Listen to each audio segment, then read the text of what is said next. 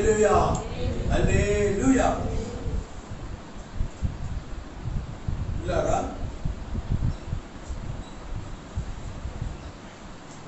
ఆయన సన్నిధిలో మనము యొక్క ఉదయవేళ చేరి మనము ఆయన్ని ఆరాధిస్తూ ఉన్నాం.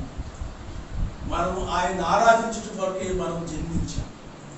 నువ్వెందుకు పుట్టావు అని అంటే ఆయన ఆరాధించడం కొరకే నీవు జన్మించావు తప్ప ఏదో లోకంలో అన్యుల వలె జీవించడం కొరకు నీవు జన్మించలేదు.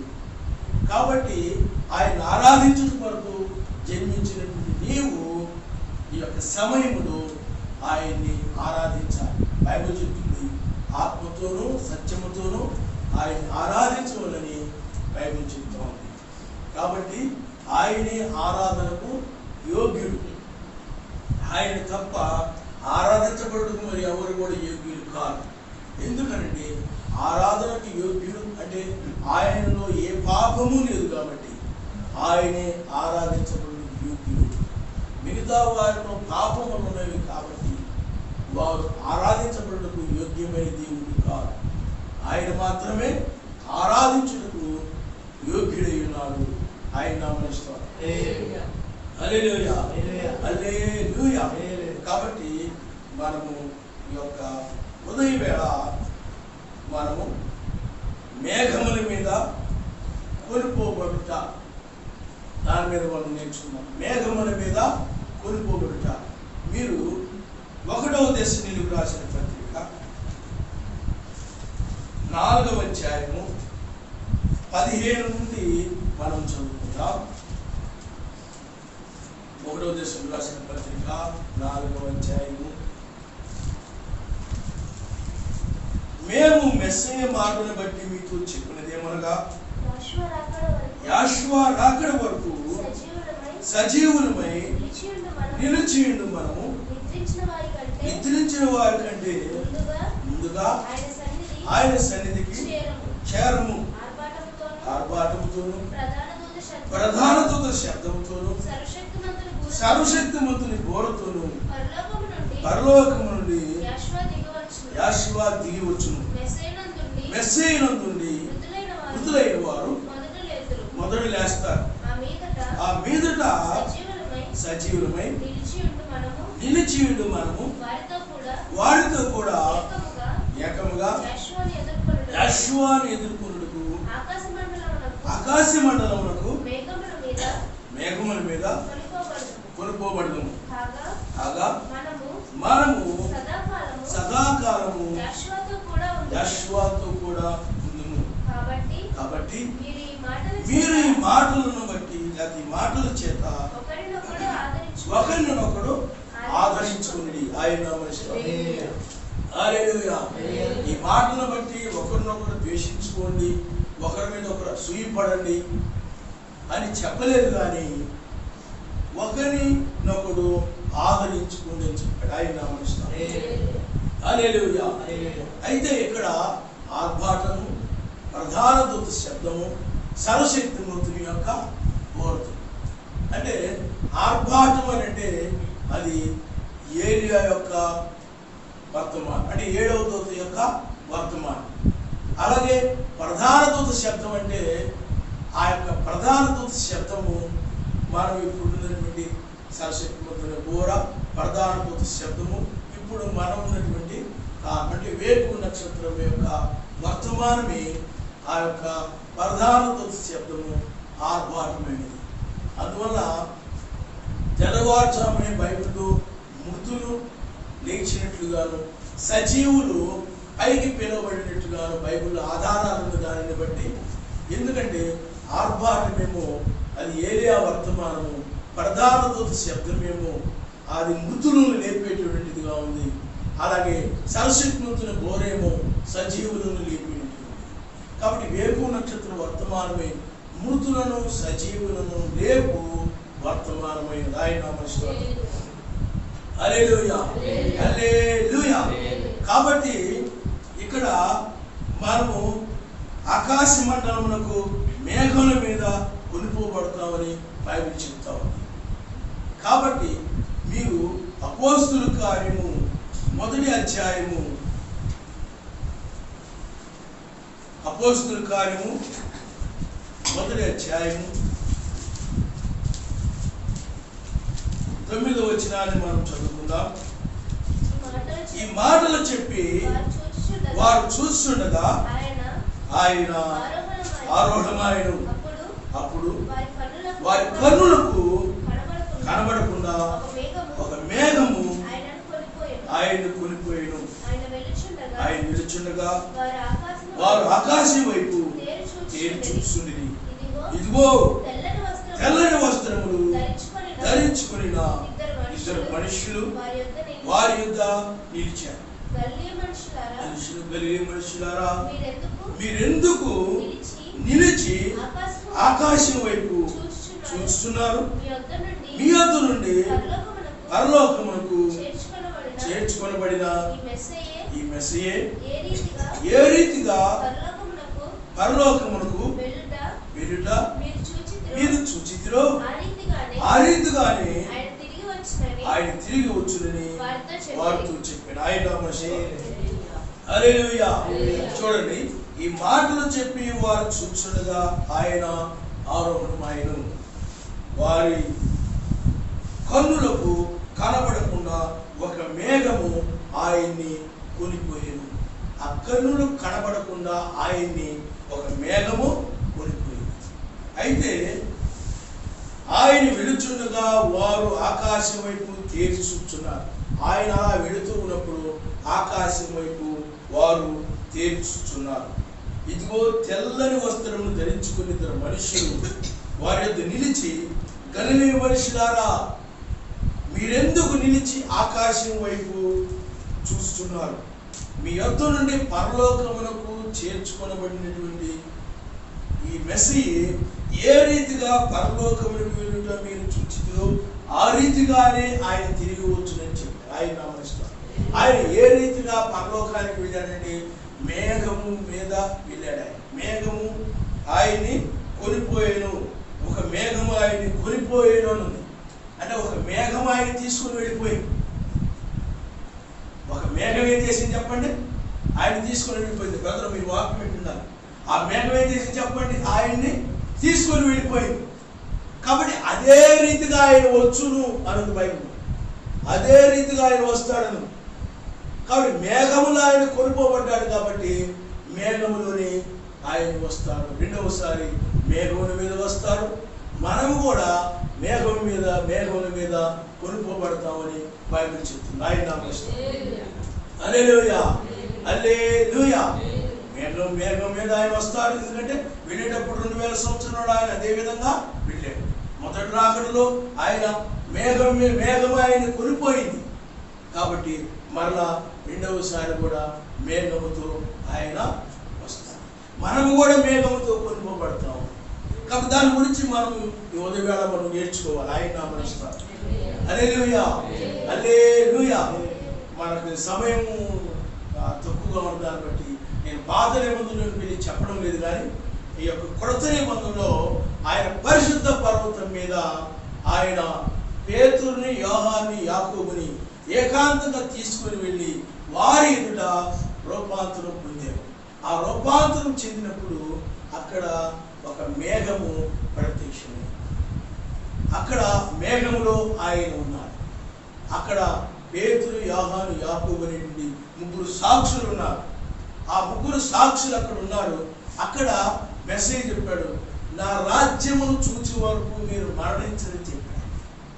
కాబట్టి ఆ మేఘములో ఆయన ఉన్నాడు.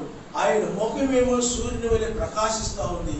ఆయన వస్త్రములేమో ఏ చాకలి కూడా తెలుపు చేయలేనది చాలా తెల్లగా ప్రకాశవంతంగా కనబడుతూ ఉన్నాయి. అప్పుడు పేతురు, యోహాను, యాకోబు ఆయన చూశారు. ఆయన నమస్కారం. హల్లెలూయా. ఆయన ముఖము సూర్యుని వలె ప్రకాశిస్తూ ఉంది. కాబట్టి అక్కడ ఒక రాజ్యమును వాడు చూశాడు. రాజ్యం అంటే పగలు, ఒక వెలుగు, సూర్యుని యొక్క వెలుగు. సూర్యుడే పగడనీయుడు రాజు అయి ఉన్నాడు. ఆ రాజు యొక్క వెలుగును వాడు చూశాడు. ఆ వెలుగు అది వాళ్ళు చూసిన ఆ వెలుగు అది దృశ్యమైన వెలుగు, అంటే కన్నులకు కనబడింది ఆ వెలుగు. ఆయన ముఖము సూర్యుని వలె ప్రకాశించడం వాళ్ళు చూశారు. అలాగే ఆయన వస్త్రములు చాలా ప్రకాశవంతంగా కనబడడం వాళ్ళు చూశారు. అంటే ఆయన వాళ్ళు కన్నులతో ఆ వెలుగుని, ఆ ప్రకాశమును అనగా వెలుగుని వాళ్ళు చూశారు. ఆయన నామస్కారం అంటే ఆయన రాజ్యమును చూసే వరకు మరణించనని చెప్పాడు ఆయన. కానీ వాళ్ళు ఆ యొక్క కన్నులతో ఈ యొక్క సూర్యుని యొక్క వెలుగుని చూశారు. వస్త్రములు చాలా ప్రకాశవంతంగా కనబడడం చూశారు. అంటే అది దృశ్యమైనటువంటిది, అంటే దృశ్యమైనదిగా కన్నులకు కనబడేటువంటిది. ఆ కన్నులతో వారు దాన్ని చూశారు. అంటే రాజ్యమును చూచే వరకు మరణించని చెప్పాడు. కానీ వాడు సూర్యుని యొక్క వెలుగు, అంటే వీళ్ళు ప్రకృతి సంబంధంగా కనబడుతుంటే ఆ సూర్యుని యొక్క వెలుగుని, ప్రకృతి సంబంధంగా కనబడుతుంటే ఆ వస్త్రమును వాళ్ళు ఆ విధంగా కన్నులతో చూచారు. కానీ అది ఆయన యొక్క అసలు రూపం. అది ఆయన ముఖము సూర్యుని వలె ప్రకాశిస్తాం. ఆయన యొక్క వస్త్రములు చాలా ప్రకాశవంతంగా ఉంటాయి. కానీ ఆయన యొక్క అసలు రూపం, దాన్ని మహిమ శరీరం అంటారు, మహిమ గుడారం అంటారు దాన్ని. అందుకని ఆయన మహిమ రూపమును దాల్చాడు. అప్పటి వరకు మన వంటి శరీరం కలిగి ఉండి ఆయన ఆ కాసేపు మహిమ రూపాన్ని చూపించాడు, ఆ మహిమ రూపాన్ని ప్రదర్శించాడు ఆయన. కాబట్టి అక్కడ ఆ యొక్క ముగ్గురు శిష్యులు ఆ యొక్క రాజ్యములుగా కన్నులకు కనబడేటువంటి ఆ యొక్క దృశ్యమైన దానిని వాళ్ళు చూశారు. కానీ దృశ్యమైనది ఎప్పుడు కూడా నిత్యమైనది కాదని బయట చెప్తుంది ఆయన. హల్లెలూయా, హల్లెలూయా. కాబట్టి దృశ్యమైనటువంటి దాన్ని చూశారు. మేఘాన్ని చూశారు, అక్కడ ఆయన రూపాంతరం చెందడం చూశారు, ఇవన్నీ చూశారు. అంటే కన్నులకు కనబడేటువంటి రూపాంతరాన్ని చూశారు వాళ్ళు, కన్నులకు కనబడే మేఘాన్ని చూశారు వాళ్ళు. అందువల్ల దాన్ని దృశ్యమైనటువంటి ఆయన నామస్మరణ. హల్లెలూయా, హల్లెలూయా. ఆయనే పిల్లరా 1963లో మరలా ఆ పరిశుద్ధ పర్వతం మీద జరిగిన ఆ ప్రదర్శన లాంటిదే మరలా 1963లో సన్సెట్ పర్వతంపై ఆయన మరలా ప్రదర్శించాడు. అక్కడ కూడా ముగ్గురు ఉన్నారు, ముగ్గురు సాక్షులు ఉన్నారు. అక్కడ కూడా ఆ పరిశుద్ధ పర్వతం మీద ఆయన ప్రదర్శించినప్పుడు 7 దూతల ద్వారా ఒక అతీతమైన మేఘము ఏర్పడింది. ఆ మేఘము గురించి బ్రహ్మం గారు ప్రార్థించినప్పుడు అది 7వ ముద్రని, అది వాక్యము అని, అది 3వ ఈడుపని, అది రాజఖడ్గము అని ఆయనకి బయలుపరచబడింది తప్ప 7వ ముద్ర మాత్రం బయలుపరచబడింది. అతీతమైన మేఘం ఏమిటో ఆయనకి తెలియజేయబడింది తప్ప ముద్రని. ఆ 7వ ముద్ర దగ్గర కూర్చున్నప్పుడు ఆయన అన్నాడు, అది అతీతమైన మేఘము ముద్ర, కానీ అది ఇప్పుడు ఇవ్వబడదు, అది దాన్ని ఇప్పుడు నీవు బోధించొద్దు అని చెప్పి, దాన్ని వివరించొద్దు అని చెప్పి ఆయన ఏం చేశాడంటే దాన్ని చెప్పండి. ఆయన హల్లెలూయా, హల్లెలూయా. అది ఆ రాకడ టైంలోనే ఆయన వచ్చినప్పుడు మాత్రమే అది బయలుపరచబడుతుంది తప్ప ముందుగా అది బయలుపరచబడదని ఆయన చెప్పారు. కాబట్టి దానిని బట్టి 6 ముద్రలు బయలుపరచబడ్డాయి, కానీ 7వ ముద్ర మాత్రము రహస్యంగా ఉంచబడింది. ఆయన ఇప్పటికీ కూడా 7 దూతల ద్వారా ఏర్పడిన ఆ మేఘము 2వ రాకడ అనుకుని చాలామంది యొక్క పొదువు సంఘాల్లో వాళ్ళందరూ కూడా 1963లోని ఆయన అతీతమైన మేఘమును దర్శనమిచ్చాడు. ప్రకటన 10:1 అదే, బ్రహ్మం గారు కూడా అదే చెప్పారు. కాబట్టి పరిశుద్ధ దూత ఆయన్ని, కాబట్టి అప్పుడు వచ్చాడు ఆయన. కాబట్టి రాకడప్పుడు జరిగిపోయింది.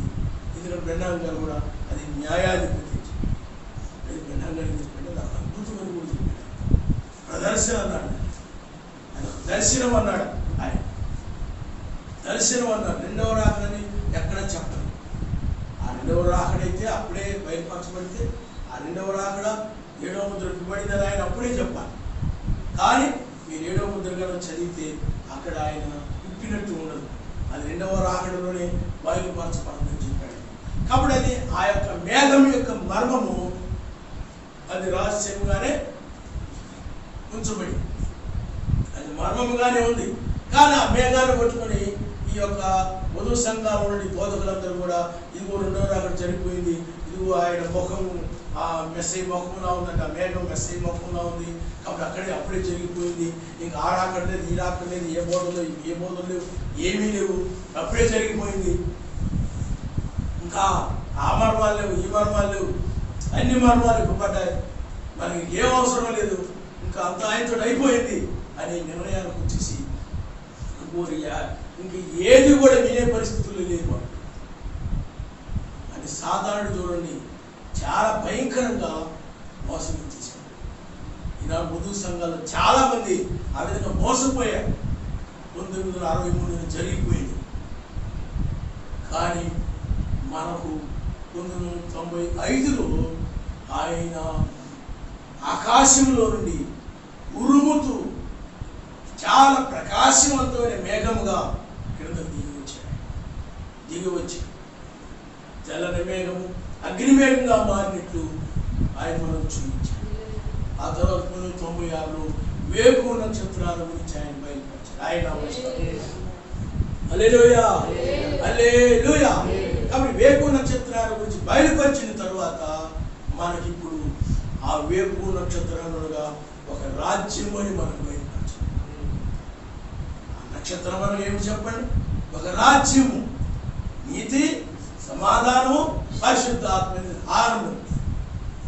త్రికోణము, ఒక త్రికోణము, నీతి, సమాధానము, పరిశుద్ధాత్మ ఆనందమయ్యుడగా ఇంకొక త్రికోణము ఆయన ఒక్కడని రుజువు చేస్తాము.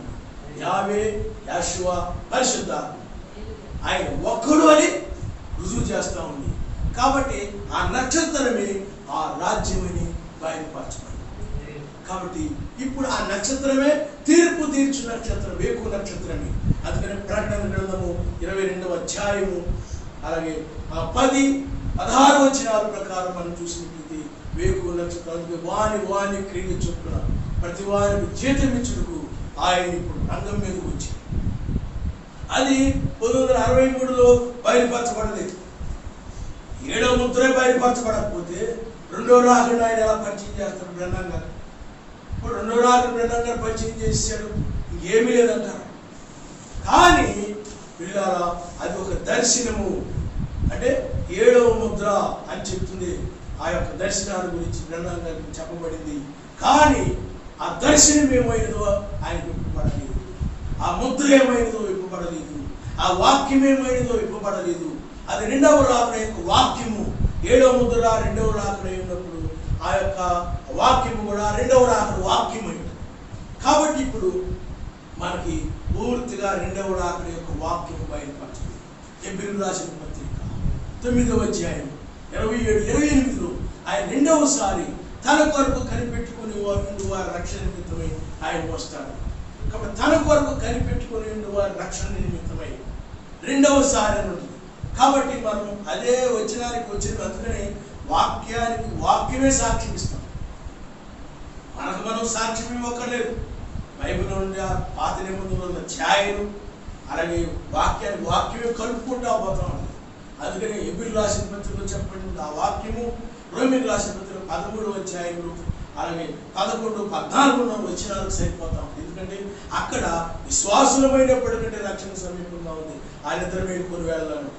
కాబట్టి ఆ యొక్క నిద్ర మేలుకొని వేళ లోతు దినాల్లో మనం చూసినప్పుడు, ఎందుకంటే ఆయన రాకడ లోతు దినాల్లో జరిగినట్లు కానీ నోవ దినాల్లో జరిగినట్లు కానీ జరుగుతుందని బైబిల్లో చెప్పబడింది. దాన్ని బట్టి ఆ నిద్ర మేలుకొని వేళ గురించి లోతు దినంలో వెళ్ళినప్పుడు ఆ లోతు దినముల్లో అక్కడ విశ్వాసైన లోతు రక్షించబడ్డ మనం చూస్తున్నాం.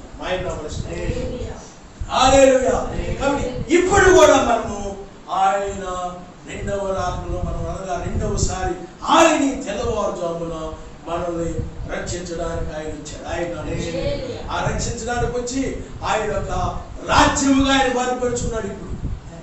కాబట్టి అందుకని దానియేలు గ్రంథంలో మనం చూసిన దానియేలు గ్రంథము 2వ అధ్యాయము 44-45 వచనాల్లో చూసినట్లయితే ఆ రాజ్యమే చేతి సహాయం లేక తీయబడినటువంటి రాయిని చెప్పబడతారు.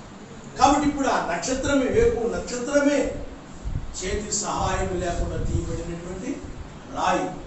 ఆ రాజ్యమే చేతి సహాయం లేకుండా తీయబడినటువంటి రాయి. అందుకని ఈ నక్షత్రాన్ని దావీదుకి అంటారు. అందుకని ఇశ్రాయేలు కూడా వారి జెండా పైన ఈ నక్షత్రాన్ని ఎన్నుకునే విధంగా పరిశుద్ధాత్మ ప్రేరేపించింది. అందుకని వాళ్ళ నక్షత్రాన్ని ఎన్నుకున్నారు. వాళ్ళకి చాలా ఉన్నాయి, 7 దీపస్తంభాలు, ఇంకా ఏవేవో ఉన్నాయి. కానీ వాటన్నిటిని కాకుండా, లేకపోతే సూర్యుడిలో కాకుండా, లేకపోతే ఇంకొక దాని కాకుండా వాళ్ళు వేకువ నక్షత్రం ఎన్నుకోవడంలో అది ఒక గొప్ప ప్రాముఖ్యత ఉంది. ఎందుకంటే చరిత్రలో వెళ్ళి చూసినా కూడా ఆ నక్షత్రాన్ని మేము ఇశ్రాయేలుమని తెలియడం కోసం ఆ నక్షత్రాన్ని మెడలో హారముగా వేసుకునేవాడు. దావీదు యొక్క సమాధి మీద కానీ, లేకపోతే దావీదు జెండా మీద కానీ, లేకపోతే దావీదు యుద్ధానికి వెళ్ళేటప్పుడు కూడా ఈ కేడెమును చేసుకుని యుద్ధానికి తీసుకుని వెళ్ళేవాడు. ఆ విధంగా ఆ యొక్క ఇశ్రాయేలు యొక్క చరిత్రలో దావీదు యొక్క నక్షత్రము ప్రాముఖ్యత ఉంది. అందుని బట్టి ఆ యొక్క నక్షత్రమును వాళ్ళు ఎన్నుకున్నారు. అది జెండా మీద కనబడుతుంది, మెస్సీని సూచిస్తాం, ఆయన రాజ్యాన్ని సూచిస్తాం, ఆయన అమరిస్తాం. హల్లెలూయా. ఆయన ఒక్కడిని, ఆయనే నీతి, సమాధానము, పరిశుద్ధాత్మ, ఆనందము, ఆ రాజ్యము ఆయనే అని చెప్తాం. అందుకని బైబిల్లో ఇబ్రిలు రాసిన పత్రికలో ఏమని చెప్పండి? ఇబ్రిలు రాసిన పత్రికలో 7వ అధ్యాయము 1-3 వచనాల్లో నీతికి రాజని, సమాధానం రాజని అర్థం ఇచ్చినట్టే షాలేము రాజు అని అర్థము. ఆయన మెల్కీసెదెకు, అబ్రాహామును కలిసిన వాడు ఆయనే. అందుకని నీతికి రాజు ఆయనే, సమాధానమునకు రాజు ఆయనే, ఇప్పుడు పరిశుద్ధాత్మ ఆనందములకు కూడా ఆయనే రాజు అయినాడు. ఆయన ఎందుకంటే నీతి, సమాధానం, పరిశుద్ధాత్మ ఆనందమే రాజ్యం అని బైబిల్ చెప్తాం. నీతి సమాధానమే రాజ్యం అని లేదు బైబిల్లో. ఆ రాజ్యము నీతి, సమాధానం, పరిశుద్ధాత్మ ఆనందం అని. కాబట్టి ఆ యొక్క రాజ్యములకు ఆయనే రాజు. అందువలన ఇప్పుడు ఆ రాజుగా ఆయన వచ్చాడు. అందుకని ఒక త్రికోణము రాజు, ఒక త్రికోణమేమో రాజ్యము. కాబట్టి ఇప్పుడు ఆయన దావీదు కేడెముగా ఉన్నాడు. ఆయన్ని ఆ యొక్క రాజ్యముతో దిగి వచ్చాడని మనం గ్రహించగలుగుతున్నాం. హల్లెలూయా. ఆయనే తలరాయి, ఇప్పుడు ఆయన రాజ్యముగా ఉంచాడు. కాబట్టి ఇప్పుడు రాజ్యముగా బయలుపరచబడిన దానిని బట్టి మనకి వేకువ నక్షత్రం రాజ్యముగా బయలుపరచబడిన దాన్ని బట్టి 1963లో వచ్చిన మేఘము కూడా ఒక రాజ్యమైనది. ఆయన అమరిస్తాం. ఎందుకంటే అది ఆయన యొక్క ముఖము. ఏ విధంగా రాజ్యమైనదనంటే బ్రహ్మం గారు కూడా ఏం చెప్పారు చెప్పండి? పరిశుద్ధ పర్వతం మీద జరిగిన ప్రదర్శన వంటిదే అని చెప్పాడు. ఆ సన్సెట్ పర్వతం మీద జరిగిన, ఆ సన్సెట్ పర్వతం మీద అంటే పరిశుద్ధ పర్వతం మీద ఒకే విధమైనది అన్నమాట. అందువల్ల పరిశుద్ధ పర్వతం మీద వాళ్ళు ఆ యొక్క కన్నులకు కనబడేటువంటి ఆ సూర్యుని యొక్క వెలుగుని దాన్ని చూశారు. అలాగే సన్సెట్ పర్వతం మీద కూడా ఆ మేఘాన్ని చూశారు. ఆ మేఘమును ఆయన యొక్క ముఖం ఉన్నది. ఈ సూర్యుడు బలిష్ఠుడు దూత. కాబట్టి ఈ 1963లో ఏర్పడిన మేఘము అది ఒక రాజ్యం అని మనం గ్రహించగలుగుతున్నాం. ఆయన గమనిస్తాం. హల్లెలూయా. ఎందుకంటే పరిశుద్ధ పర్వతం మీద రాజ్యము ప్రదర్శించబడింది కాబట్టి అది దృశ్యమైన రాజ్యమే. అలాంటిదే ఆ యొక్క సన్సెట్ పర్వతం మీద 1963లో ఏర్పడిన మేఘము అని, అది ఒక రాజ్యం అని, అదే వేకువ నక్షత్రం అని మనం గ్రహించగలరు. ఆయన గమనిస్తాం. అందుకనే బలిష్ఠుడు దూత అంటే ఎవరు చెప్పండి? మెస్సీ. ఆయనే వేకువ నక్షత్రం, ఆయనే నీతి సూర్యుడు. కాబట్టి ఆయనే ఆ వేకువ నక్షత్రమే. ఇప్పుడు మనకు బయలుపరచబడిన వేకువ నక్షత్రమే అతీతమైన మేఘము. అంటే 1963లో ఆయన మేఘంలో దర్శనమిచ్చాడు. కానీ 95లో ఆయన మేఘమును దిగి వచ్చాడు. ఆయన హల్లెలూయా. కాబట్టి ఆ మేఘం ఏమైనా చెప్పండి? ఒక రాజ్యమై ఉన్నది. ఆ రాజ్యం, ఆ మేఘం 1995లో దిగి వచ్చింది. ఇప్పుడు ఆ రాజ్యమే ఒక మేఘము. అయితే ఒక విషయాన్ని మీరు గ్రహించాలి, అది దృశ్యమైనటువంటి మేఘము, అది దృశ్యమైనటువంటి రాజ్యము ఆ పరిశుద్ధ పర్వతం మీద జరిగింది. కానీ 1963లో అది మర్మముగా ఉన్నది. ఇప్పుడు వేకు నక్షత్రము రావడం ద్వారా ఆ మేఘం ఏమైందో బయలుపరచబడింది. ఆ మేఘంలో ఎవరున్నాడు? వేకు నక్షత్రముగా ఆయనే ఉన్నాడు. ఆయన ఒక రాజ్యముగా ఉన్నాడు. ఇప్పుడు ఆయనే దిగి వచ్చి ఆ మేఘాన్ని గురించి ఆయన బయలుపరిచాడు. హల్లెలూయా. కాబట్టి దానికి దీనికి తేడా ఏంటంటే ఆ యొక్క దర్శనానికి, ఈ వేకు నక్షత్రానికి, ఇప్పుడున్నటువంటి ఈ రాజ్యానికి వ్యత్యాసం ఉంటుంది. ఇది అదృశ్యమైనటువంటి ఆయన హల్లెలూయా హల్లెలూయా. అది కన్నులకు కనబడేటువంటిది. పరిశుద్ధ పర్వతం మీద, సన్సెట్ పర్వతం మీద ఏర్పడే మేఘం ఏమని చెప్పండి? కన్నులకు కనబడేది. ఇది 1995లో ఆయన దిగి వచ్చి తెల్లని మేఘం అగ్నిమేఘంగా మారడం, ఆయన 1995లో మేఘంలో దిగి వచ్చి మారడం, వేకు నక్షత్రంగా బయలుపరుచుకోవడం, ఇది అదృశ్యమైన కన్నులకు కనబడినటువంటి రాజ్యమైనది. రాజ్యం అనగా ఆ మేఘమే ఆయన నామరిస్తాడు. హల్లెలూయా హల్లెలూయా. కాబట్టి నీతి, సమాధానము, పరిశుద్ధాత్మ ఆనందము ఆయన ఒక్కడు అనేటువంటి ఆ మేఘములో చూడండి. కాబట్టి మేఘం అనగా ఆయనే. మేఘము 7 దూతల ద్వారా ఒక మేఘంగా రూపుదాల్చాడు. అందుకని వేకు నక్షత్రం అనగా 7 నక్షత్రాలు ఏకమవుడు ద్వారా ఏకమై ఒక నక్షత్రముగా, ఒక దూతగా ఆయన నామరిస్తాడు. ఆ దూతే వేకు నక్షత్రం. వేకు నక్షత్రం అది 1963లో దర్శనం. ఇప్పుడు ఆ యొక్క నక్షత్రము మనొక రాజ్యముగా, ఒక అదృశ్యమైన మేఘముగా, అది వాక్యం అని చెప్పాడు కానీ ఆ మేఘం ఏమని చెప్పండి? వాక్యం. ఇప్పుడు ఈ వాక్యమే అతీతమైన మేఘము ఆయన నామరిస్తాడు. హల్లెలూయా. అంటే అతీతమైనది అంటే ఈ లోక సంబంధమైనది కాదు, అది పర సంబంధమైనటువంటి మేఘం. కాబట్టి ఇప్పుడు మనము ఒక మేఘమును మనము కలిగి ఉన్నాము. అది ఈ యొక్క రాజ్యం, నీతిశూన్య రాజ్యం. ఈ అదృశ్యమైనటువంటిది ఈ రాజ్యం. అంటే కన్నులకు కనబడేది కాదు. నీతి నువ్వు కన్నులతో చూడగలవా? సమాధానాన్ని నువ్వు కన్నులతో చూడగలవా? చూడ. పరిశుద్ధాత్మ ఆనందాన్ని నువ్వు కన్నులతో చూడగలవా? పరిశుద్ధాత్మ ఆనందము, నీతి, ఆ యొక్క సమాధానము కన్నులతో చూడు. ఆ సూర్యుని యొక్క వెలుగునైతే నువ్వు కన్నులతో చూసి, ఇది కన్నులకు కనబడేటువంటి రాజ్యము. ఇది అందుకనే దీని ఏమంటే అదృశ్యమైనటువంటిది. అందుకని అడుగుతారు, నీ రాజ్యం ఎక్కడ ఉన్నది? ఈ రాజ్యం ఎక్కడ? అది అక్కడ ఎక్కడ చెప్పడానికి వీలు పడదు. అది మీ మధ్యనే ఉన్నదంటాడు ఆయన. హల్లెలూయా. అది ఒక వ్యక్తి కాదు, అక్కడ ఇదిగో అక్కడ అని చెప్పడానికి వీలైంది. కానీ ఆ రాజ్యం వల్ల నీతి, సమాధానం, పరిశుద్ధాత్మ. కాబట్టి అదృశ్య రాకడలో మనం ఉన్నాం. ఆయన నామరిస్తాం. అదృశ్య అది 2000 సంవత్సరాలు ఆయన వచ్చినప్పుడు అది బహిరంగంగా కనపడ్డాడు. ఆయన బహిరంగ రాకడంట. దీన్ని ఏమంటారంటే అదృశ్య రాక. అందుకని నిర్గమాకాండము 14వ అధ్యాయంలో ఆయన మేఘమును ముసుగుగా ధరించుకొని ఇచ్చాడు.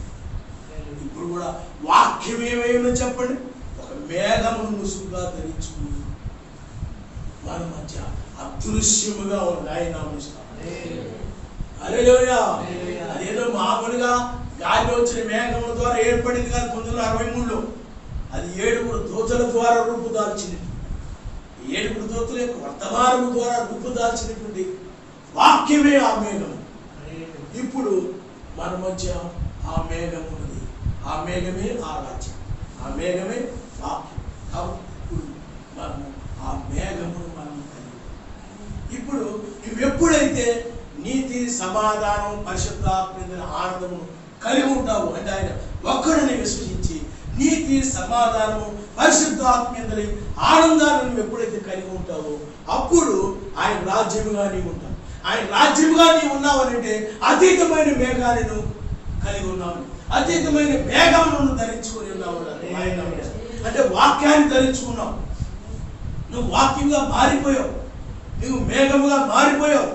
కాబట్టి ఇప్పుడు ఆ మేఘాన్ని నువ్వు ధరించుకున్నావు. ఆయన హల్లెలూయా.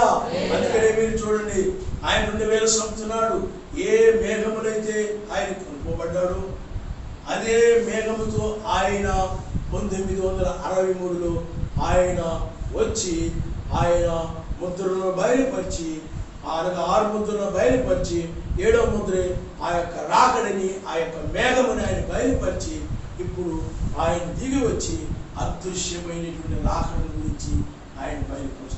ఆయన అది దృశ్యమైనది, ప్రపంచమంతా చూసింది ఆ మేఘాన్ని గురించి.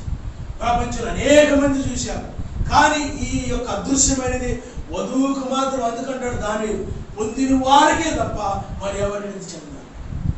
పొందిన వాళ్ళకే తప్ప ఈ కన్నులతో కనబడేది అది కాదు.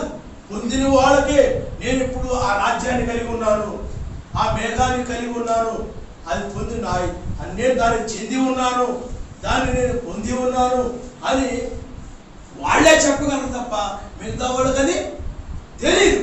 కాబట్టి ఇప్పుడు ఆ మేఘమే దిగి వచ్చి ఇప్పుడు మనల్ని వాక్య రూపంలో ధరించుకుంది. ఆయన నామముస్తారు. హల్లెలూయా. ఆ మేఘమే రాజ్యముగా మనం ధరించుకున్నది. కాబట్టి మనము ఇప్పుడు ఆ నిర్గమాకాండ 14 ఆ మేఘములో ఉన్నటువంటి ఆయన ఇప్పుడు మన మంచిగా ఉన్నాడు. ఆయన యొక్క మేఘముగా ఉన్నాడు. ఇప్పుడు ఆ యొక్క మేఘమును మనము ధరించుకుంటున్నాం.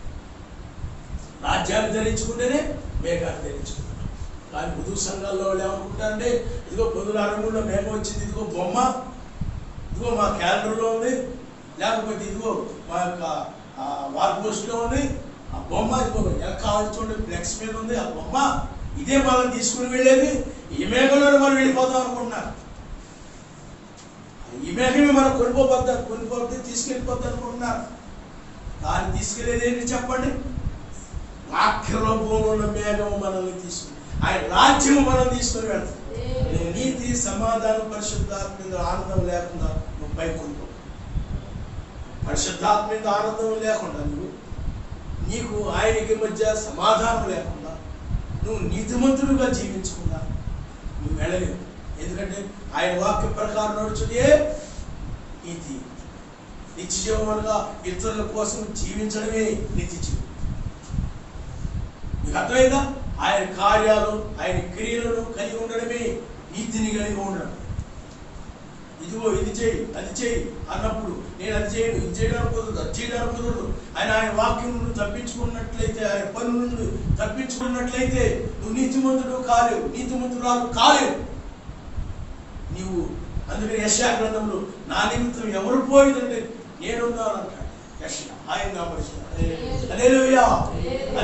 ఆయన యొక్క నీతి కార్యాల నిమిత్తం, నీతి క్రియల నిమిత్తం ప్రతి విషయంలో కూడా ఆయన కోసము నువ్వు సిద్ధముగా ఉండి ఆ యొక్క కార్యం నెరవేర్చినప్పుడు నువ్వు నీతిమంతుడు అయ్యి అప్పుడు ఆయనకి నీకు మధ్య సమాధానం వస్తే అప్పుడు పరిశుద్ధాత్మని ఆనందమును పొందుతావు. ఆయన హల్లెలూయా. నీతిమంతుడివి కావాలి. సర్వశక్తిమంతుడు ఉన్నాడు అనుకోండి, ఆయన మనకి ఏదో ఒక దాన్ని అప్పగిస్తూ ఉంటాడు, వాక్యమును బయలుపరుస్తూ ఉంటాడు. మనం ఈ మాట విన్నాం అనుకోండి, ఏదో నేను అప్పగించేలా ఉన్నాడు, ప్రతిదీ చెప్పేలా ఉన్నాడు. కాబట్టి మనం ఏదో విధంగా ఆయన బోధ నుండి మనం ఆయన బోధించడానికి తప్పించుకుంటే ఇబ్బంది ఉండదు. లేకపోతే ఆయన ప్రకారం నడిచింది మనకు ఇరుకులు, ఇబ్బందులు, శ్రమలు ఇవన్నీ వచ్చేస్తాయి అని అనుకుంటే నీతిమంతుడు కాలేదు. నీతిమంతుడు కావాలంటే ఏం చేయాలి? బ్రతుకు విధేయత ద్వారానే, లోబడు ద్వారానే నువ్వు నీతిమంతుడు కాగలవు తప్ప వాక్యములకు విధేయత చూయించడం ద్వారానే నువ్వు నీతిమంతురాలు కాగలవు తప్ప మరి ఏ విధంగా కూడా కాలేవు. అందుకని వాక్యముగా నువ్వు మారిపోయావు అనుకోండి, అప్పుడు అంటే బైబిల్లో ఉన్న ప్రతి లేఖనాన్ని నువ్వు నెరవేరుస్తున్నావు అనుకోండి, అప్పుడు ఏ లేఖన విషయంలో కూడా నీ హృదయం దోషారోపణ చేయి. అప్పుడు దోషారోపణ చేయని దాన్ని బట్టి నీకు ఆయనకి మధ్య సమాధానం ఉందనేది అర్థం. అదే నీ హృదయం కనుక నువ్వు సరిగ్గా ప్రార్థించడం లేదు, సరిగ్గా ప్రార్థనకి వెళ్ళడం లేదు, నువ్వు వాక్య ప్రకారం నడవడం లేదు, సమయాన్ని బైబిల్ చదువుకోవడానికి ప్రార్థన కోసం ఇవ్వడం లేదు, నువ్వు అస్తమాన సెల్ ఫోన్ తోటో ఫ్రెండ్స్ తోటో వాళ్ళతో పేరుతోటో సమయాన్ని నువ్వు వినియోగం చేస్తున్నావు, నువ్వు సరైన సమయాన్ని ఆయనకి ఇవ్వడం లేదు అని కనుక నీ హృదయం కనుక దోషారోపణ చేస్తూ ఉందనుకోండి, నీ హృదయం కనుక నేరారోపణ చేస్తుంది అనుకోండి, ఆయనకి నీకు మధ్య సమాధానం లేదు.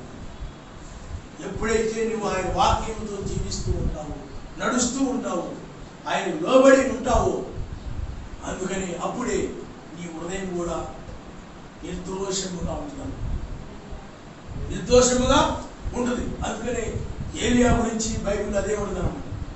అతడు ఏలియా మన వంటి మనుషుడే, కానీ సర్వశక్తిమంతుని విషయంలో బహు విధేయత తెలిగిన వాడు. అందుకని మన వంటి మనుషుడే.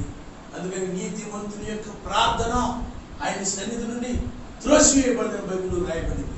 నువ్వు కూడా ఆయన ఏం చెప్పాడు? ప్రతి లేఖనాన్ని నువ్వు నెరవేర్చినప్పుడు, ప్రతి వాక్యంలో నీవు ఉన్నప్పుడు ఆయనకి నీకు మధ్య సమాధానం ఉంటుంది. కాబట్టి నీ చేసే ప్రార్థన ఆయన యొద్ద నుండి త్రోసివేయబడి ఆయన అంగీకరిస్తాడు. అందుకని వర్షము కురిసేలాగా ప్రార్థన చేయగానే ఆయన కురిపించాడు, మన్నించాడు ఆ ప్రార్థన. వర్షం ఆగిపోయేలాగా ప్రార్థన చేయగానే అప్పుడు వర్షం ఆగిపోయేలాగా ఆయన ఆ వర్షాన్ని ఆపేశాడు. అంటే ఏలే యొక్క ప్రార్థన ఆయన మన్నించాడు, గౌరవించాడు. ఆయన నామస్తాడు. హల్లెలూయా. ఎందుకంటే చెప్పడం అతను నీతిమంతుడు. నువ్వు కూడా నీతి సమాధానం పరిశుద్ధాత్మగా నువ్వు వాక్యంగా మారినప్పుడు నీతి సమాధానం పరిశుద్ధాత్మగా ఆనందించేస్తావు. అప్పుడు దీని ద్వారానే పొందుకోబడతాం. కాబట్టి ఆ మేఘమార్గం ఏమిటి చెప్పండి? వాక్యమే. నువ్వు వాక్యంగా మారడమే ఆ మేఘాన్ని ధరించుకో. నీతి సమాధానం. ఎందుకంటే బ్రహ్మం గారు చెప్పారు, బ్రహ్మం గారు బయలుపరచబడింది ఆ మేఘము వాక్యం. అదే రాజకట్టం. మీకు అర్థమైందా? అదే రాకడని. అందుకే 3వ విడపడగా వాక్యం బయలుపోవటని. కాబట్టి ఇప్పుడు మనము ఆ మేఘమును మనము ధరించుకుంటున్నాం. వాక్యాన్ని ధరించుకోవడమే మేఘం ధరించుకోవడం, ఆ రాజ్యాన్ని ధరించుకోవడమే మేఘాన్ని ధరించుకోవడం.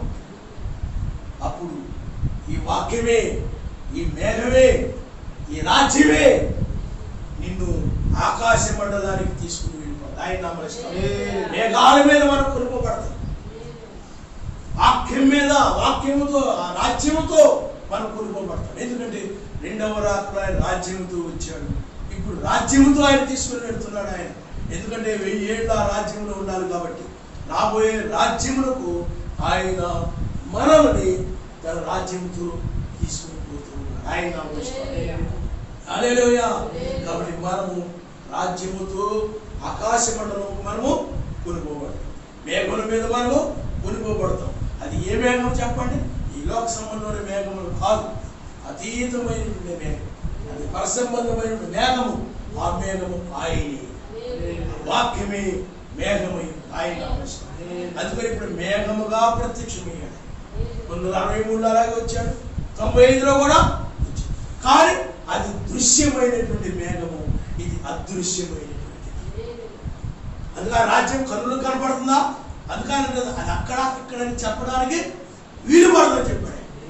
కాబట్టి ఇప్పుడు ఒక ఇల్లు అనుకోండి, ఒక చెట్టు అనుకోండి, ఆయన మెస్సయ్య అనుకోండి, మనం కళ్ళుతో చూసి మనం చెప్పగలిగాం.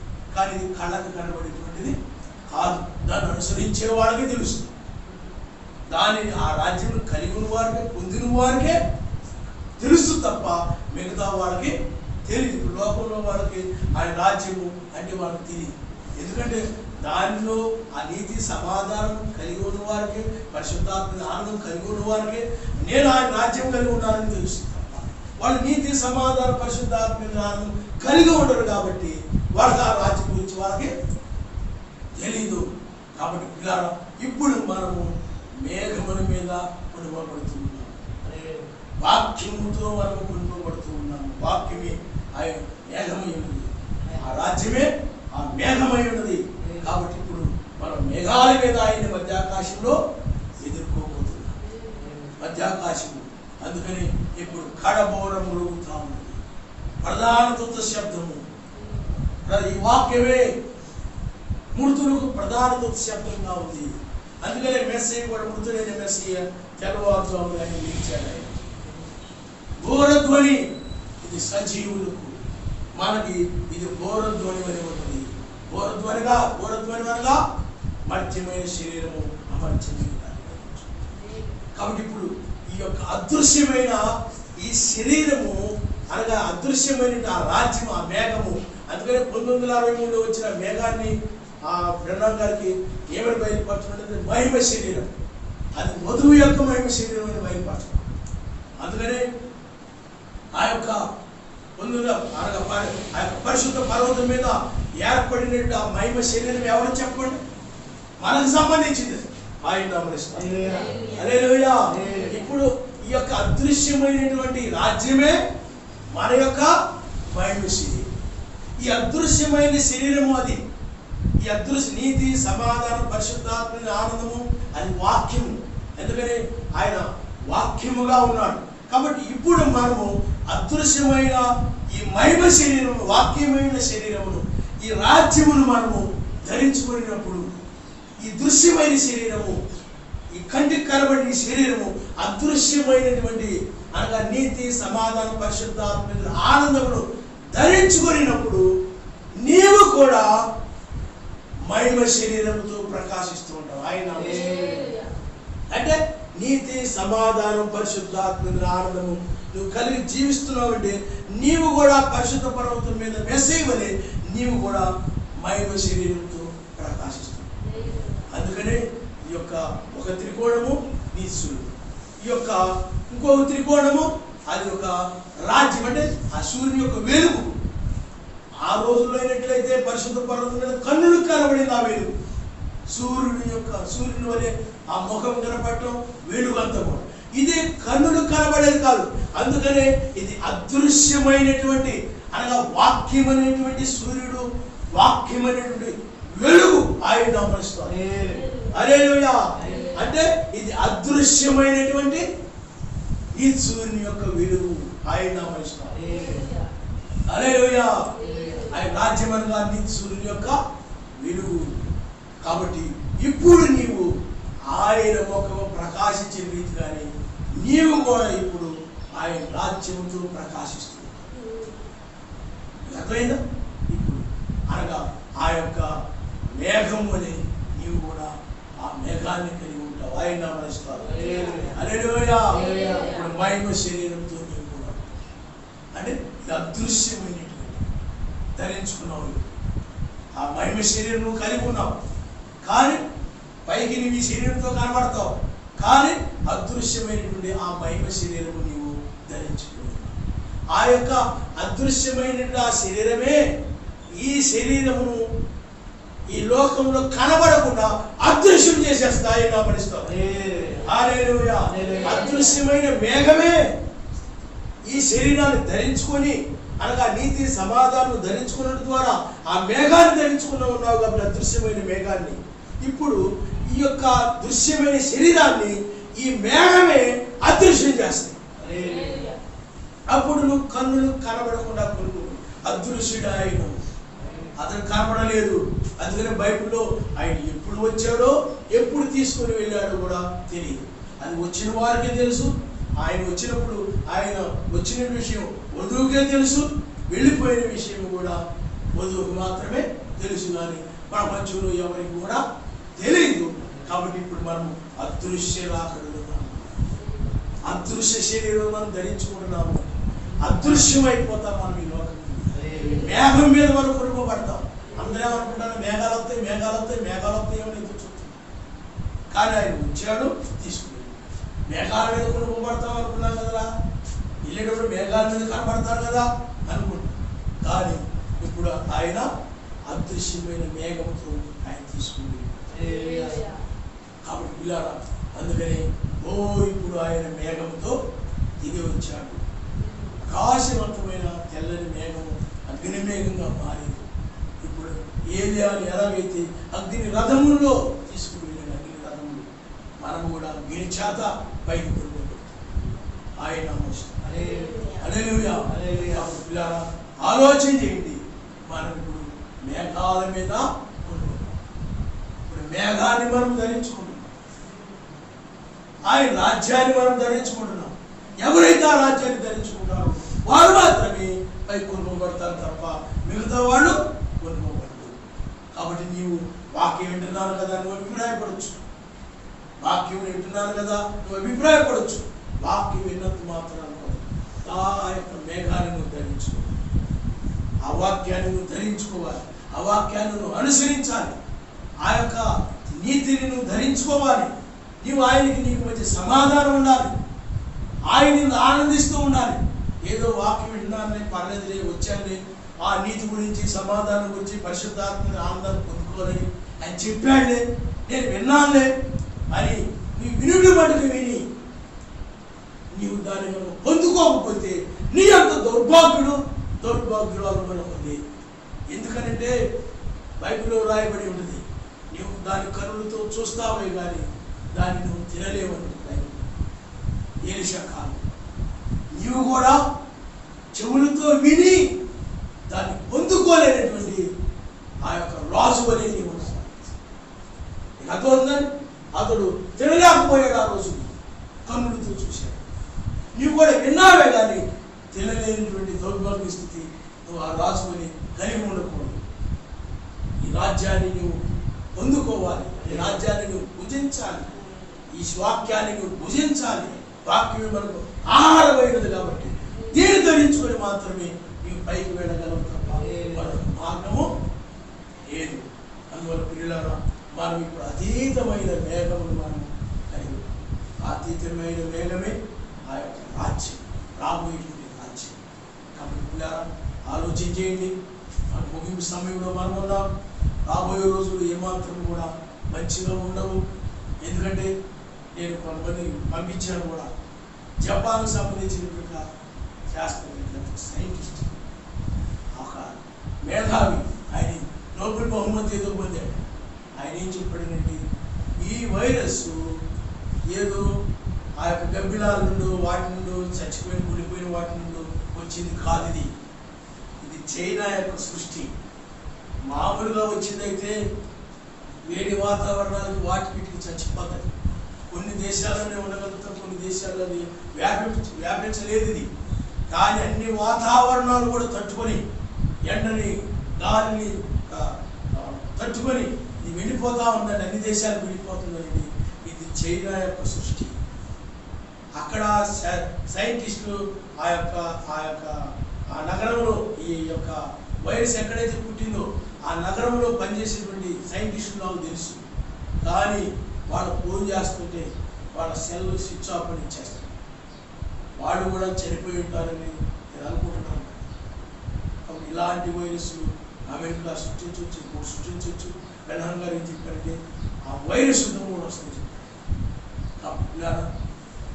మనం ముగింపు సమయంలో ఉన్నాము. లోకంలో ఏది కూడా నిన్ను రక్షించాలి. ఇప్పుడు ఏదైనా ఎంత నీతిగా జీవించాలో ఇప్పుడే అంతగా నీతిగా నువ్వు జీవించు. ఆయన ఎంత దగ్గరగా జీవించాలో అంత దగ్గరగా జీవించు. సర్వశక్తి మంత్రి ఎంతగా నువ్వు ఆనందించాలో అంతగా నువ్వు ఆనందించు. లోక సంబంధమైనటువంటి ఈ యొక్క దుర్నీతి కానీ, ఈ వైరములు విరోధములు కానీ, ఈ లోకానందములు కానీ సమస్తమును విసర్జించి నీవు వాటి మీద దృష్టి పెట్టకుండా లోక సంబంధ విషయాల మీద, ఎందుకంటే లోకమంతా దుర్నీతితో నిండి, వైరములు, కలహములు, గొడవలు వాటితో నిండినటువంటిది, లోక ఆనందాలతో నిండినటువంటిది. అందుకే కథల్లో కూడా చెప్పడం జరిగింది. అలాంటి విషయాల మీద అక్కడేం జరిగింది, ఆ గొడవ ఏంటి, ఈ గొడవ ఏంటి అని లోక సంబంధమైనటువంటి వైర సంబంధమైన వాటి మీద దృష్టి పెట్టకుండా, లోక ఆనందాల మీద దృష్టి పెట్టకుండా నీ దృష్టి ఇప్పుడు కూడా నేను నీతిమంతులుగా జీవించాలి, నేను ఇతరులతో ఆయనతో సమాధానం కలిగి ఉండాలి, పరిశుద్ధాత్మను బట్టి నేను ఆనందించాలి. అదే బుద్ధి కలిగి ఉండాలి. ఆయన ఎక్కడున్నా ఎక్కడికి వెళ్ళినా ఈ మూడు విషయాలను మర్చిపోతే ఆయన యొక్క రాజ్యం, ఆయన రాజ్యంగా నేను ఉండాలని ఆలోచన నువ్వు కలిగి ఉండాలి తప్ప మరొకటి నువ్వు కలిగి ఉంటా ఆయన ఆలోచిస్తాను. అదేవిధంగా ఎందుకంటే లోకం వచ్చింది, లోకం పాడైపోయింది, లోకం కుళ్ళిపోయింది, లోకం ఇక్కడ నాశనం చేయడం తప్ప మరొక మార్గం లేదు. ఎందుకంటే మనుషులందరూ కూడా ఆ యొక్క మృతులై ఉన్నారని బైబిల్ చెప్తున్నాం. ప్రతి ఒక్కరు దురాత్మ పని చేస్తున్నారు. మనుషులు దయ్యములకు అప్పగించబడ్డారు. నువ్వు అందువల్ల పెద్దోళ్ళను కూడా నావాడు నావాడు నావాడు నావాడు నువ్వు అనుకోవద్దు. బైబిల్ చెప్తుంది, ఆయన వాక్యాన్ని ఎవరైతే అనుసరిస్తూ ఉంటారో వారే నీ వారిని బైబిల్ చెప్తాము. ఆయన వాక్య ప్రకారం నడిచేవారే నీ వారు తప్ప లోకంలో కనబడేవారు, లోకంలో ప్రతి ఒక్కరు కూడా నీ వారు కాదు. వాళ్ళు ఎందుకంటే వాళ్ళు మృతులు, వాళ్ళు అన్యులు, వాళ్ళు ఉగ్రతలోనికి వెళ్ళేవారు.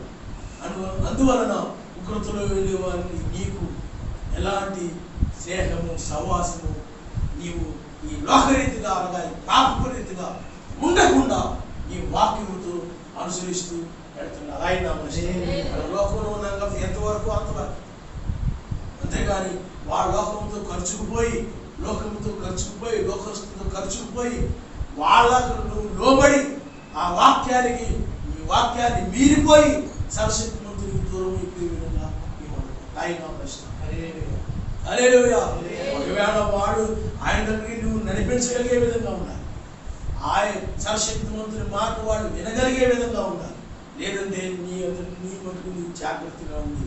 ఎందుకంటే అవిశ్వాసులు ఎప్పుడైనా ఏం చేస్తారో చెప్పండి, వాళ్ళ మాటల ద్వారా నిన్ను లోకంలోనికి లాగేస్తారు. వాళ్ళ బోధలు, సిద్ధాంతాలు, కల్పిత ఆచారాలు ప్రమాదకరమైనవి. అందువల్లే జీవ మరణాల మధ్య మనం వేలాడుతున్నాం. నువ్వు రక్షించబడడమో విడవబడడమో జరుగుతుంది. అందుకని వేకు నక్షత్రం వర్తమానం తర్వాత ఉగ్రత తప్ప లేదు. అందువల్ల ఈ లోకంలో ఈ మనుషులు, ఈ లోకంలో ఈ పాపులు, ఈ అవిధేయులు, అందుకని సర్వశక్తి మంత్రి ఇంటి యొక్క తీర్పు ఆరంభమైతే అవిధేయులైన వారి గతి ఏమగులను మైలు నాశనం తప్ప మనకు మార్గం లేదు. కాబట్టి ఇప్పుడు నీవు ఈ చివరి కాలంలో నీవు నాశనం తప్పించుకునే వ్యక్తిగా నీవు ఉండాలి. అందుకని పాపులతో, లోకంతో, వాళ్ళతో, వీళ్ళతో నువ్వు పోల్చుకోకుండా వారి వల్ల వీరి వల్ల ఉండాలని కాకుండా ఈనాడు ఆ రాజ్యముగా ఉండాలని నీవు ఉండాలి. ఆయన హల్లెలూయా, హల్లెలూయా. ఎందుకంటే అంతములో ఉన్నాం. ఇది ముగింపు యొక్క వర్తమానం. తీర్పును చూపిస్తా ఉంది. తీర్పుతో అన్ని ముగించబడతాయి. నీతిమంతుడు రక్షిస్తాడు. ఆ తర్వాత తీర్పు వస్తుంది. భూమి అనగా ఉగ్రత వచ్చేస్తుంది. అందుకనే ఒకే దినములో 2 కార్యాలు, ఒకే దినములో, లోతు దినములో కూడా ఒకే దినములో 2 కార్యాలు జరిగాయి. నోహ దినములో ఒకే దినములో 2 కార్యాలు జరిగాయి. ఇప్పుడు కూడా ఒకే దినంలో 2 కార్యాలు జరుగుతున్నాయి. లోకాసువార్త 17వ అధ్యాయంలో లోతు సొదొమ విడిచిపోయిన దినమున అగ్నిగంధకాలు కురిశాయి. ఆ యొక్క నోవహు ఆ ఓడలోకి వెళ్ళినప్పుడు ఆ యొక్క ప్రళయం వచ్చేసి అదే దినంలో వచ్చేసి సేమ్ మనిషి కుమారుడు దినములు కూడా అదే విధంగా జరుగుతుంది. కాబట్టి సేమ్ ఇప్పుడు మనం ఆ దినములో మనం ఉన్నాం. కాబట్టి ఇప్పుడు మనం రక్షించబడిన తర్వాత భూమి మీదకి శ్రమ కాలం వచ్చేస్తాయి. ఒకే దినమున 2 కార్యాలు. తీర్పు అంటే జడ్జిమెంట్ అంటేనే, ఎందుకంటే దోషులు ఎవరో నిర్దోషులు ఎవరో, శిక్ష అనగా జైలు ఎలాగో అలాగే నరకంలో పడద్రోయడం జరుగుతుంది. జడ్జిమెంట్ కాలంలో మనం చాలా జాగ్రత్తగా ఉండాలి. అందుకని న్యాయాధిపతిగా ఆయన ఇప్పుడు ఉన్నాడు. అందుకని చేతి సహాయం లేని ఆ రాయి ఇప్పుడు మనం రక్షిస్తే అదే రాయి రోమా సామ్రాజ్యము నాశనం చేస్తుంది. అందుకని ఆ ప్రతిమ యొక్క పాదములనగా అది రోమా సామ్రాజ్యమైంది. అది మట్టి మరలా ఆ యొక్క ఇనుము ఒకదానికొకటి పోర్చబడి అది నాశనం చేయబడే సమయం వచ్చింది. కాబట్టి మనం ఇప్పుడు రక్షించబడే సమయంలో. కాబట్టి పిల్లారా, నీవు ఆయనతో, ఆయన శరీరంలో ఒక శరీరం అనగా నీతి సమాధానం పరిశుద్ధాత్మ ఆనందం కలిగి ఆయన నీవు ఏకమే. ఎందుకంటే నువ్వు ఆయన ఆనందిస్తావు, ఆయన ఆనందిస్తావు. హల్లెలూయా. కాబట్టి పిల్లారా, మనం ముగింపులో మనం ఉన్నాము. లోకం మీకు ఉండదు. లోకంలో బైబిల్ ఏం చెప్తుందంటే, అన్యాయం చేయవాడు నీకు అన్యాయం చేయలేము, అపవిత్రుడు నీకు అపవిత్రుడు ఉండలేము, మోసం చేయవాడికి మోసం చేయని, దుర్బోధలు చేసుకునేవాడిని చేసుకోనివ్వండి, వారు నాలుగు విడిచిపెట్టండి. ఇక నాశనం చేసేసారు. వారిని రక్షించే సమయం అయిపోయింది. సువార్త ద్వారము ముయ్యబడింది. అందుకని కృప ఉన్నంత వరకు ఆయన నిర్గమాకాండంలో ఐగుప్తీయులను కూడా ఆ రక్షణ దగ్గర రానిచ్చాడు. వాడు కూడా ఇజ్రాయేలుతో పాటు వస్తూనే ఉన్నారు. వాళ్ళకి ఎక్కడ ఆటంకం లేదు, అభ్యంతరం లేదు. కానీ తెల్లవారుజాము తీర్పు వాళ్ళని నాశనం చేయని నిర్ణయించుకున్నాడు కనుక అప్పుడు వాళ్ళకి రక్షణ ద్వారా మూసివేసి ఇశ్రాయేలును రక్షించాడు. ఇప్పుడు కూడా అదే జరుగుతుంది. ఆయన బైబిల్లో ఏ కూడా వ్యర్థంగా సరదాగా కాలక్షేపంగా ఏది రాయబడదు. బైబిల్లో ఉన్న ప్రతి లేఖనం నీ గురించి రాయబడి, బైబిల్లో ఉన్న ప్రతి ఛాయ కూడా నీ గురించి రాయబడి. ఇప్పుడు అది జరుగుతుంది. అందుకని కాలాలు, ప్రకృతి సంబంధమైన కాలాలు, ఆత్మ సంబంధమైన కాలాలు సాదృశ్యంగా ఉన్నాయి. ప్రకృతి సంబంధమైన దినాలు, ఆత్మ సంబంధమైన దినాలు సాదృశ్యంగా ఉన్నాయి. ఆ రోజున ప్లస్ 8వ దినములు తెల్లవారుజామున ఆయన 3వ దినాన్ని తిరిగి లేచాడు. అవి ప్రకృతి సంబంధమైన దినాలు. కానీ ఈనాడు ఆత్మ సంబంధమైన దినములు మనం చూస్తున్నాం. ఆయన ఇది ఆత్మ సంబంధమైన అంటే ఇది ఆ సూర్యుని యొక్క జ్వాములు. అవేమో ఈ సూర్యుని వల్ల, అందుకనే బైబిల్లో ఆ యొక్క ఆది కాండంలో సూర్యుడు, చంద్రుడు, నక్షత్రం వల్ల సూచనలు, కాలములు, దినములు, సంవత్సరాలు ఏర్పడుతున్నాయి. ఇక్కడ కూడా అలాగే ఈ యొక్క ఆత్మ సంబంధం నీతి సూర్యుని వల్ల ఏర్పడుతున్నటువంటి కాలములు, దినములు, సంవత్సరాలు. ఆయన ఆత్మ సంబంధమైనటువంటి అవి ప్రకృతి సంబంధం. అందుకని ప్రకృతి సంబంధమైనవి ఆత్మ సంబంధమైన వాటికి సాదృశ్యంగా ఉందని బైబిల్ చెప్తా ఉంది. కాబట్టి ఈ యొక్క పాపులు అనబడినటువంటి వారు, ఈ యొక్క అబద్ధ బోధకులు అనబడినటువంటి వారు, మత్స్యానికి సంబంధించిన ప్రతి అవిధేయులు కూడా రేపు ఉగ్రతలు ఉంటారు. కాబట్టి నీవు తప్పించుకునే సమయం ఇది. ఇది తప్పించుకునే సమయం ఇది. తప్పించుకోవాలంటే మేఘాన్ని ధరించుకోవాలి, రాజ్యంలో ప్రవేశించడమే, వాక్యంగా మారడమే, మరొక మార్గము లేదు. కాబట్టి మనం ఇప్పుడు ముగింపులో మనం ఉన్నాం కాబట్టి, అంతంలో మనం ఉన్నాం కాబట్టి, ముగింపు కార్యం ఇప్పుడు జరుగుతుంది. అందుకని అన్నిటి యొక్క అంతము సమాప్తము ఇక్కడే జరుగుతుంది. తీర్పుతోటి అన్ని ఏటి ఆయన రాజ్యంలోనికి, పెళ్లి విందులోనికి వెళ్ళేవారు, అలాగే నీతి శిక్షణ ఆయన హల్లెలూయా హల్లెలూయా. గొర్రెలమైన మనం పైకి వెళ్ళిపోతాం. అది పెళ్లి విందు, మేకలో నీతి శిక్షణ ఆయన ఎడతెగక ప్రార్థన చేయండి. దీన్ని సంపాదించుకోవడానికి ప్రయాసపడండి, ప్రార్థించండి. ఈ లోకంలో అన్నీ కూడా ఈ తాత్కాలికమే. ఈ లోకంలో మనం ఏమి చేయలేదు, ఈ లోకంలో మనం ఏమి కూడా తీసుకొని వెళ్ళలేదు. లోకంలో ప్రతిదీ కూడా నీవు ఉన్నంత వరకే. అదేగా ఆయన కోసము వాడబడుట అనేటువంటిది చాలా ధన్యత. ఆయన హల్లెలూయా హల్లెలూయా. దానిలో ఉంచుకోండి, మనం ప్రార్థన చేసుకుంటాం. స్తోత్రములు నాయన, స్తోత్రములు నాయన.